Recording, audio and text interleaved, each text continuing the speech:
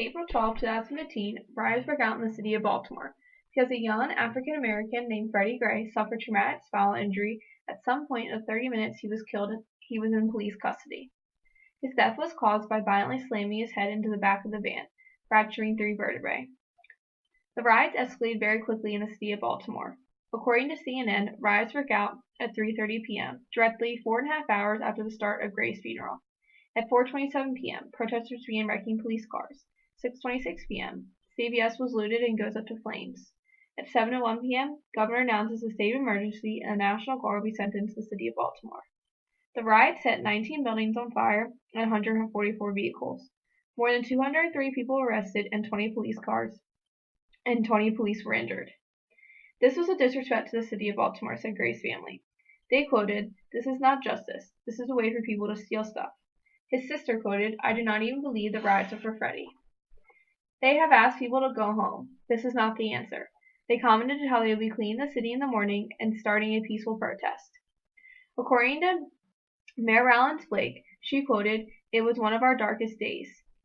She commented how she did not want the riots to become this. She believed it will have a dramatic effect on the city of Baltimore. President Obama also commented how this is no excuse for the kind of violence we saw yesterday. Violent riots are not a way for us to earn social justice against police brutality. We see how they can have a dramatic effect on the city. A recent issue on police brutality has caused contradictory arguments on race. Martise Johnson, aged 21, was charged with obstruction of justice and public intoxication. Johnson, a student at the University of Virginia, was beaten to blood drawn and allegedly accused of using a fake ID by the Alcohol Control Department. Martise and witnesses at the scene explained the excessive and brutal use of force used on Johnson during the arrest. A witness, Brian Beerbrun, told the paper, quote, "Martise was talking to the bouncer and there was some discrepancy about his ID. An ABC officer approaches Martise and grabs him by the elbow and pulls him to the side. It happened so quickly. Out of nowhere, I saw the 2 officers wrestling Martise to the ground. I was shocked that it escalated that quickly. Eventually, he was on the ground. They were trying to put handcuffs on him and their knees were on his back." End quote. Many students of UVA participated in multiple protests. Blocking the streets of the city, the Black Lives Matter protests made noise for their fellow classmate. Students and citizens support Martise as he files a $3 million lawsuit against the ABC agents. Many posts were made on the Twitter social media site using the hashtag #JusticeForMartise. Martise Johnson's case demonstrates how brutal and abusive officers can be when overusing their powers. Police brutality issues always have 2 rightful opinions.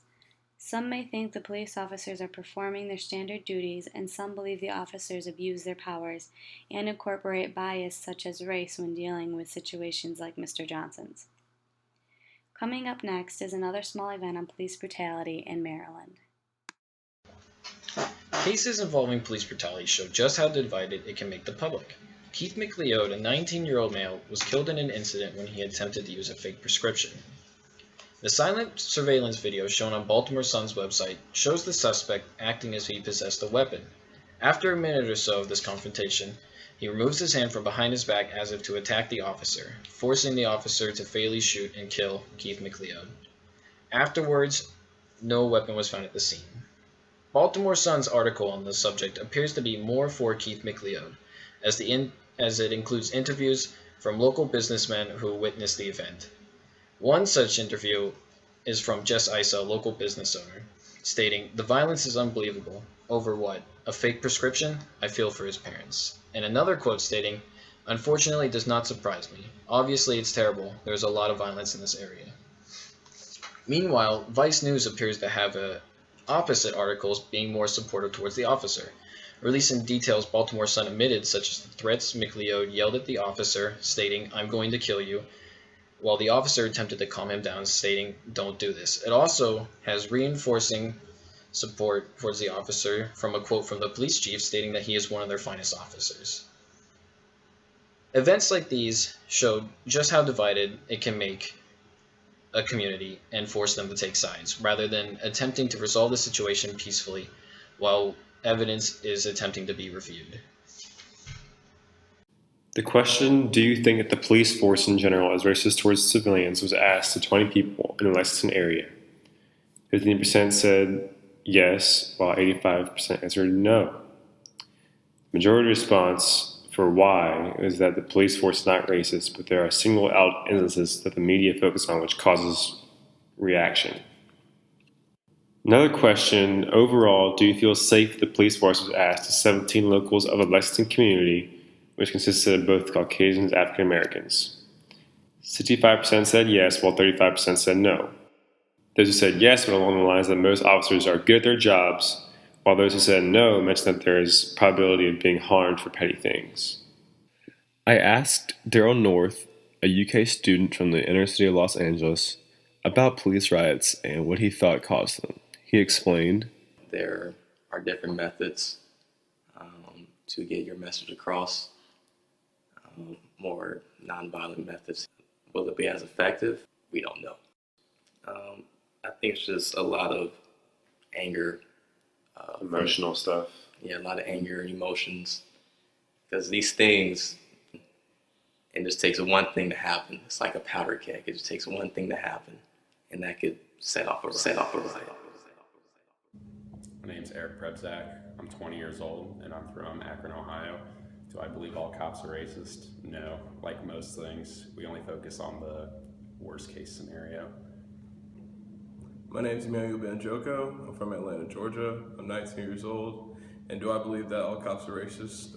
Not necessarily, but I mean their job is very aggressive, and they have to be aggressive in order to deal with a bunch of people. So I do understand why some of these things happen. Both Eric and Emmanuel make good points. Could this division we see in the news between the people and cops be because of the special mixture between the people's tendencies to react to the extreme and the aggression in which a job like a police officer requires? Police brutality has become a prominent issue within the U.S., and frankly, it needs to end now. The incidents that have been shared are only a few of what our country has been faced with lately. The public needs to realize and respect that the police put themselves in danger each day to serve and protect us. However, some officers are taking advantage of their authority and using their titles as law enforcers wrongly. Brutality is not the answer, and there should be a zero toleration for the police and the public retaliating against one another in a violent manner. Educational programs are popping up across the country to help the public and police to form relationships that are more respectful and create positive interactions between the two groups. Getting a chance to have a meaningful interaction and helping the public to understand the duties of officers will lead to the police being more approachable in the future. The most notable program is known as PIP, which stands for Positive Interaction Program, out of Houston, Texas. This program's goal has been to improve communication between the two parties as well as educate both the public and police on what the two sides are dealing with.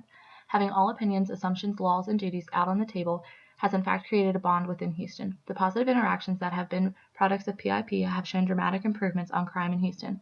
As shown in this graph, crime rates have decreased by a fair amount since the installation of these programs. The evidence of these programs being efficient should lead to the creation of more program opportunities across the country, but especially in places where incidents of brutality are common. Police are here to serve our communities and to keep our lives and our loved ones' lives safe. They often go out of their way to protect and serve. These actions should not go unnoticed. Media may be to blame for this, as it is rare to see positive interactions with the police, but negative interactions are always available to be shared. Brutality needs to end on both sides. These programs are not just going to create themselves, so the public needs to step up and make it happen. Something as simple as a town hall meeting can be a great jumpstart. Police brutality is a two-way street, and it will take time and effort for these incidents to stop, but programs and meetings are a good start to better communication and positive interactions, which is ultimately for the greater good of us all.